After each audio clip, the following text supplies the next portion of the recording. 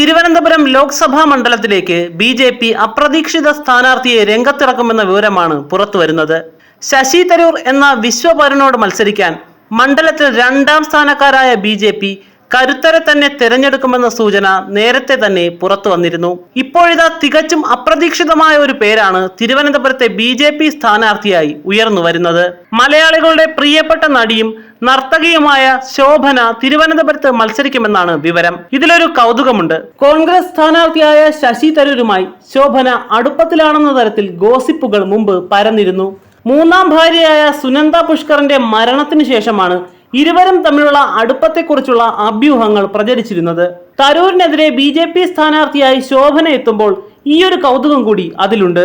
അതിനിടെ ശോഭനയുടെ സ്ഥാനാർത്ഥിത്വം സംബന്ധിച്ച് ബി.ജെ.പി. കേന്ദ്ര നേതൃത്വം ചർച്ച ചെയ്യുന്നതായാണ് സൂചന. ബി.ജെ.പി. നേതൃത്വം ശോഭനയുമായി സംസാരിച്ചു എന്നാണ് റിപ്പോർട്ട്. തിരുവനന്തപുരത്ത് കുടുംബ വേരുകളുള്ള തെന്നിന്ത്യൻ സിനിമയിലെ തിളങ്ങുന്ന താരമായ ശോഭന തിരുവനന്തപുരം മണ്ഡലത്തിൽ അനുയോജ്യയായ സ്ഥാനാർത്ഥിയായി ബി.ജെ.പി. കരുതുന്നു. തിരുവിതാംകൂർ സഹോദരിമാർ എന്നറിയപ്പെടുന്ന പ്രശസ്ത നർത്തകിമാരും സിനിമാ താരങ്ങളുമായ ലളിത, പത്മിനി, രാഗിണിമാരുടെ സഹോദരന്റെ മകളാണ് ശോഭന.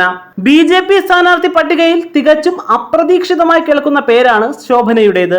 എന്നാൽ ഇത് സംബന്ധിച്ച് ശോഭനയോ ബി.ജെ.പി. നേതാക്കളോ ഇതുവരെ പ്രതികരിച്ചിട്ടില്ല. തൃശൂരിൽ ബി.ജെ.പി. സ്ത്രീ ശാക്തീകരണ സമ്മേളനത്തിൽ ശോഭന പങ്കെടുത്തിരുന്നു.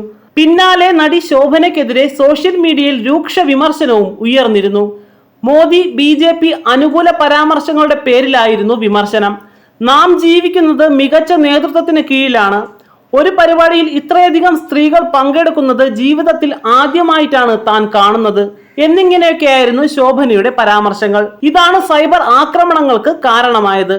എന്നാൽ വിവാദങ്ങളിൽ ശോഭന പ്രതികരിച്ചതേയില്ല. ഇടത് പ്രൊഫൈലുകളിൽ നിന്ന് വിമർശനം തുടരവേ ശോഭനയ്ക്ക് പിന്തുണയുമായി CPM സംസ്ഥാന സെക്രട്ടറി അടക്കം രംഗത്ത് വന്നിരുന്നു. ശോഭനയ്ക്ക് പ്രതിരോധം തീർത്തായിരുന്നു CPM സംസ്ഥാന സെക്രട്ടറി MV ഗോവിന്ദൻ പ്രതികരിച്ചത്. ശോഭനയെ ബി.ജെ.പിയുടെ അറയിൽ കാണുന്നില്ലെന്നാണ് MV ഗോവിന്ദൻ പറഞ്ഞത്. മുഖ്യമന്ത്രി അടക്കം പങ്കെടുത്ത കേരളീയം പരിപാടിയിലും ശോഭന പങ്കെടുത്തിരുന്നു.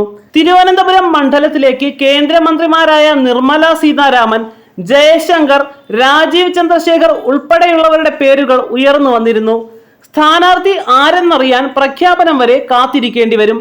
ബി.ജെ.പിക്ക് ഏറെ പ്രതീക്ഷയുള്ള മണ്ഡലമാണ് തിരുവനന്തപുരം.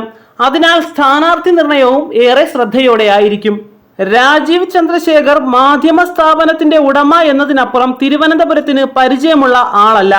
പ്രമുഖർ എന്ന നിലയിൽ നിർമ്മല സീതാരാമന്റെയും S ജയശങ്കറിന്റെയും പേരാണ് കേട്ടിരുന്നത്. ബി.ജെ.പി. കേന്ദ്ര നേതൃത്വം സംസ്ഥാന അധ്യക്ഷൻ K സുരേന്ദ്രനെ ഡൽഹിയിലേക്ക് വിളിച്ചിട്ടുണ്ട്. കേന്ദ്ര നേതൃത്വമാണ് സ്ഥാനാർത്ഥികളുടെ കാര്യത്തിൽ അന്തിമ തീരുമാനം എടുക്കുന്നത്. അതിനിടെ വടകരയിൽ LDF സ്ഥാനാർത്ഥിയായ KK ശൈലജ ടീച്ചർക്കെതിരെ ബി.ജെ.പി. സ്ഥാനാർത്ഥിയായി ശോഭാ സുരേന്ദ്രൻ എത്തുമെന്ന് സൂചനയുണ്ട്. ഇവിടെ സിറ്റിംഗ് MP K മുരളീധരനാവും UDF സ്ഥാനാർത്ഥി.